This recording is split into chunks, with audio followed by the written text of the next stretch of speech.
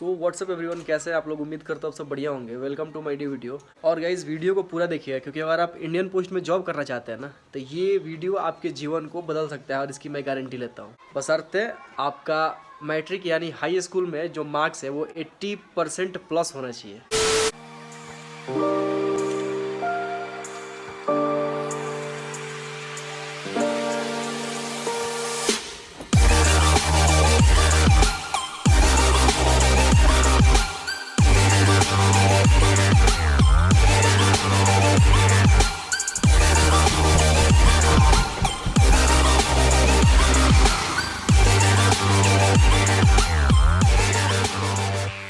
मेरा नाम रोहित मौर्य है। मैं बिहार का रहने वाला हूं और करेंटली मैं इंडियन पोस्ट में जॉब करता हूं। जीडीएस के अंतर्गत जो मेरा पोस्ट है वो ब्रांच पोस्ट मास्टर का है, यानी कि मैं बीपीएम हूं।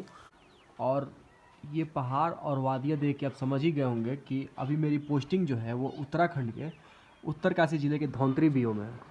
और गाइज़, मैं जीडीएस रिक्रूटमेंट 2023 के बारे में जितना भी डिटेल है ना, वो मैं आपको खुल के बताने वाला हूँ क्योंकि मैंने उसको बहुत क्लोज से है ना वो एक्सपीरियंस किया हुआ है।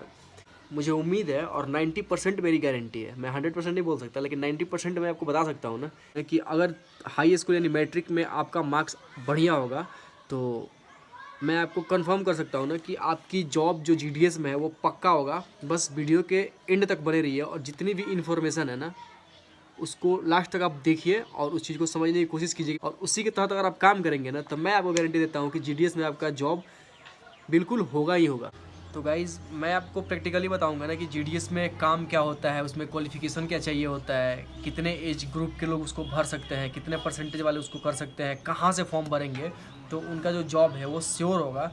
तो ये सब चीज़ें मैं प्रैक्टिकली इसलिए बता रहा हूँ क्योंकि मैं खुद इस डिपार्टमेंट में जॉब करता हूँ। मुझे सारी चीज़ों के बारे में अच्छे से जानकारी है क्योंकि मैं भी बहुत दिनों से परेशान था इस जॉब को लेके। मेरी जॉब हो नहीं रही थी और मार्क्स मेरा 95% था, वो भी सीबीएसई बोर्ड से। मैंने बहुत होमवर्क किया तब जाके उत्तराखंड में मुझे ये जॉब लगा है।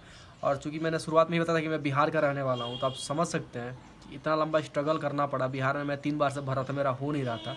और इस बार चौथे बार यानी साइकिल 4 में फाइनली मेरा उत्तराखंड में मेरा बीओ मिला है धौंतरी में, जो उत्तरकाशी और नई टिहरी दोनों डिस्ट्रिक्ट के बीच में एक जगह है, एक मार्केट है धौंतरी बीओ, वहाँ पे मेरा जॉब हुआ है।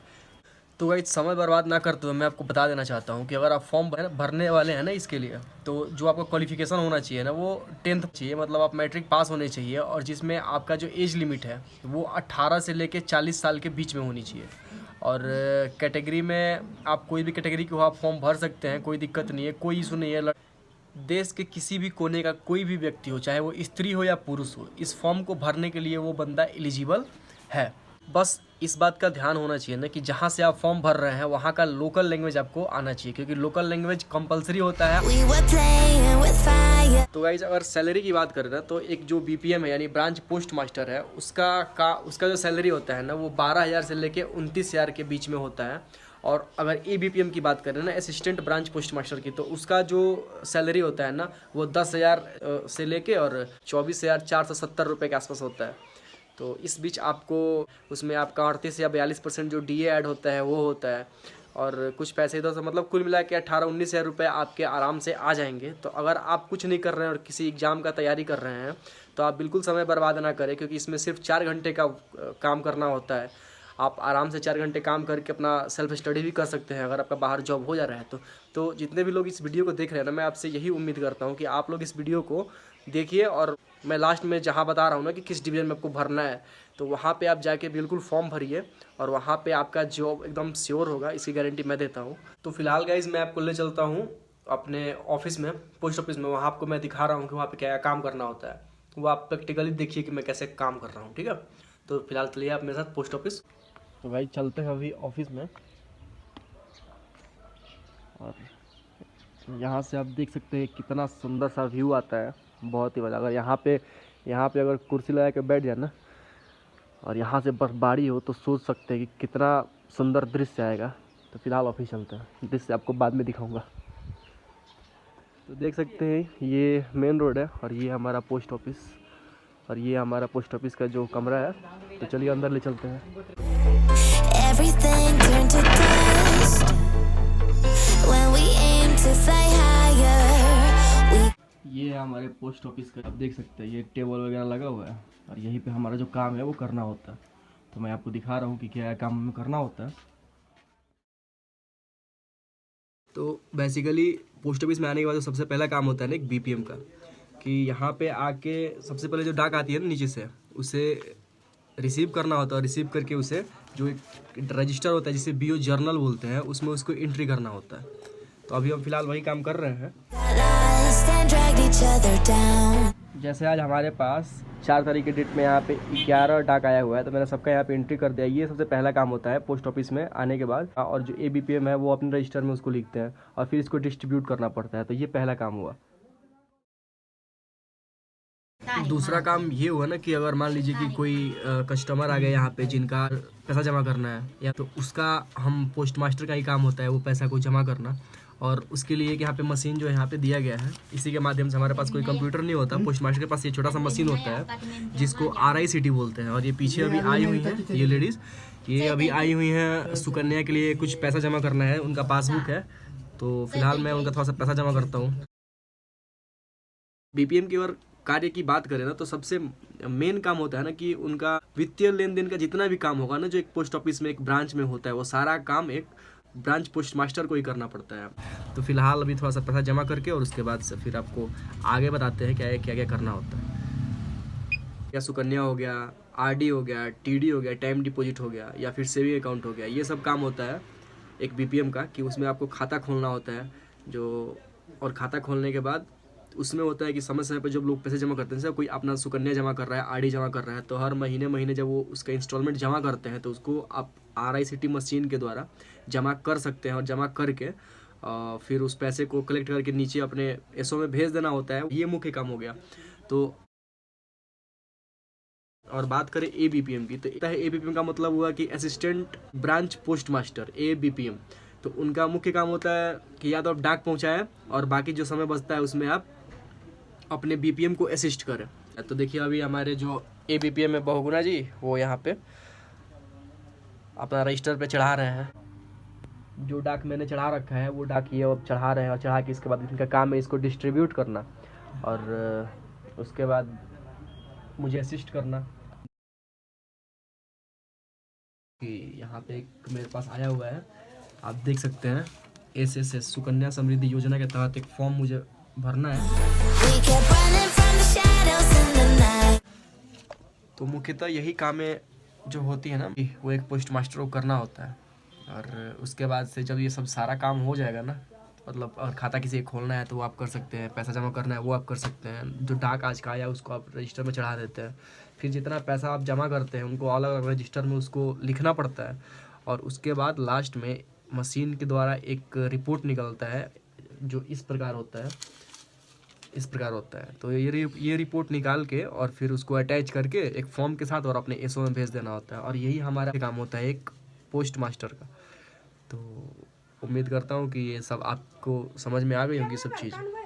तो मित्रों, मैंने इन सब चीज़ों को एकदम से प्रैक्टिकली अपने ऑफिस में बैठ के ये सब चीज़ें मैंने आपके साथ डिस्कस की है। तो उम्मीद करता हूँ कि इन सब चीज़ों को देख के आपका जो मन में, अगर आप फॉर्म भरने वाले हैं जीटीएस का, तो आपके मन में जितना भी कन्फ्यूजन होगा सारा कन्फ्यूजन अभी दूर हो गया होगा।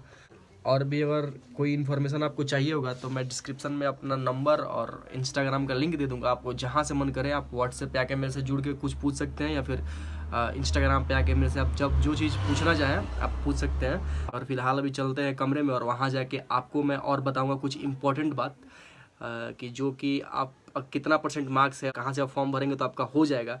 फिलहाल ऑफिस को अब क्लोज करने का समय हो गया है, क्योंकि 4 घंटे की ड्यूटी होती है हमारी। तो अभी 2 बज रहे हैं, तो मैं चलता हूँ अब कमरे के पे, और उसके बाद बाकी आए की चीज़ें वहाँ पर चल के डिस्कस करते हैं। तो गाइज़, बात करें अगर इसमें प्रमोशन की, तो यार रूम में इको आ रहा है ना, 1 मिनट।